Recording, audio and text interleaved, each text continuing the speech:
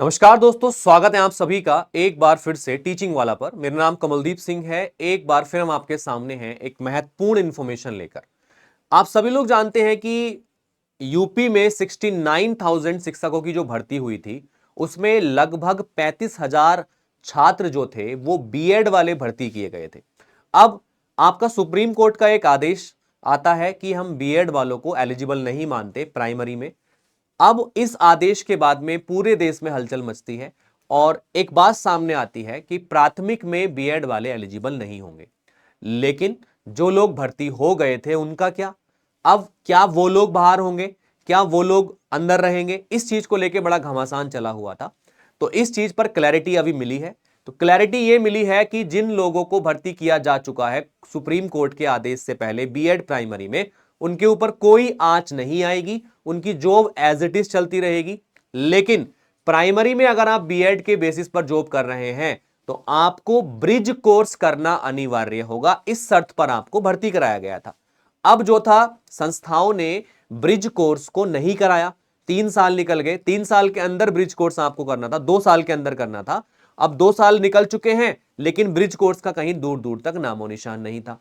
इस वजह से यह मामला सामने आया।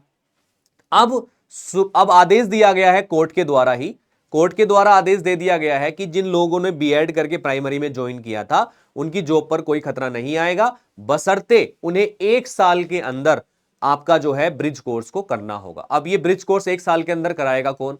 एनसीटी अथॉरिटी को ये आदेश दिया गया है कि आप 1 साल के अंदर ब्रिज कोर्स कराइए, जितने भी छात्रों ने बीएड के थ्रू प्राइमरी में पढ़ाना शुरू कर दिया है उन लोगों का। ठीक है, अब पूरी न्यूज क्या है मैं आपको एक बार समझा देता हूं।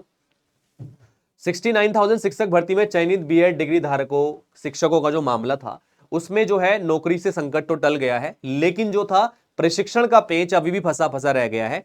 एनसीटी को यह बात बोली गई है कि 1 साल के अंदर कराना है। मैं वो ऑफिशियल डॉक्यूमेंट भी आपको दिखाऊंगा अभी।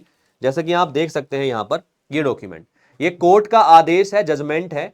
और ये जजमेंट क्या था? अराइजिंग आउट द आपका इम्पजेंट final judgment and order dated 11/8/2023, यानी 11 अक्टूबर 2023 को जो आपके सामने एक कोर्ट का आदेश आया था कि बीएड वालों को प्राइमरी शिक्षा से बाहर किया जाता है, उसमें सुधार करते हुए कुछ चीजें अभी वहां पर बोली गई हैं। मैं आपको समझा देता हूं।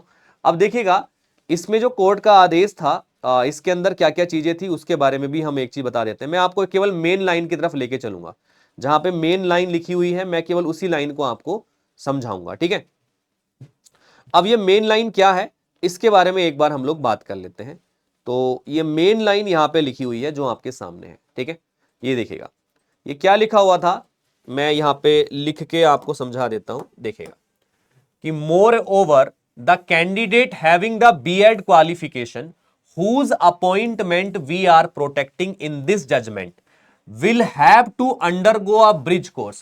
मतलब ऐसे बीएड धारी कैंडिडेट जो प्राइमरी में पढ़ा रहे हैं, जिनकी जॉब को हम बचा रहे हैं, ठीक है, उनको क्या करना पड़ेगा? एक ब्रिज कोर्स करना पड़ेगा। And we direct the educational authority to devise such courses, कि हम एजुकेशनल अथॉरिटीज को यह आदेश देते हैं कि ऐसे कोर्सेस को वो लेके आए, साथ के साथ which would be applicable for each state and union territories, सभी स्टेट और यूनियन टेरिटरीज के लिए वो एप्लीकेबल हो with in a period of 1 year from today, आज से 1 साल के अंदर।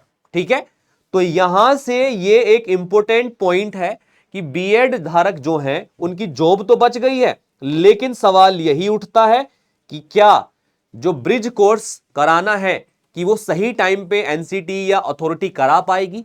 अब इस चीज के लिए हमें जो है एनसीटी के पास में जो है लेटर्स वगैरह, क्योंकि कोर्ट ने तो आदेश दे दिया है, अब काम बचता है एनसीटी का कि वो कब आपका ये नोटिस जारी करती है कि हम ब्रिज कोर्स कंटिन्यू कर रहे हैं या बना रहे हैं।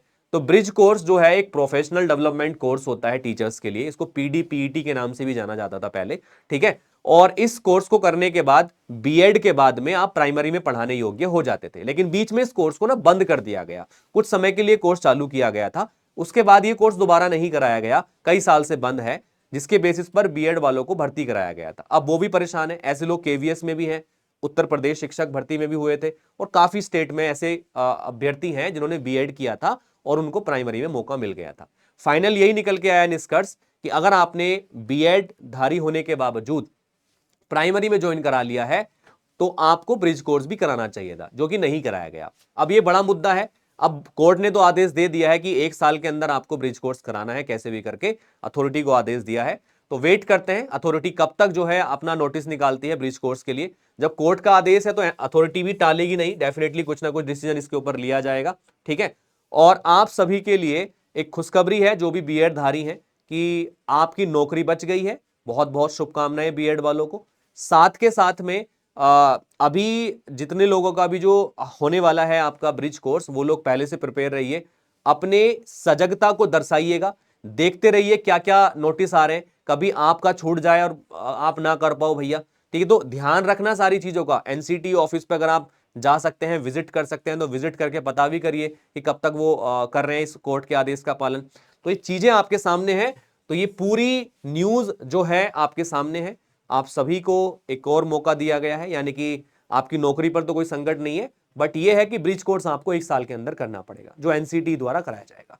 तो चलिएगा, आज के इन्फॉर्मेशन में इतना ही। मुलाकात होगी आपसे अगले वीडियो में। तब तक के लिए all the best and take care. Thank you. Stay connected with teaching wala. Bye bye.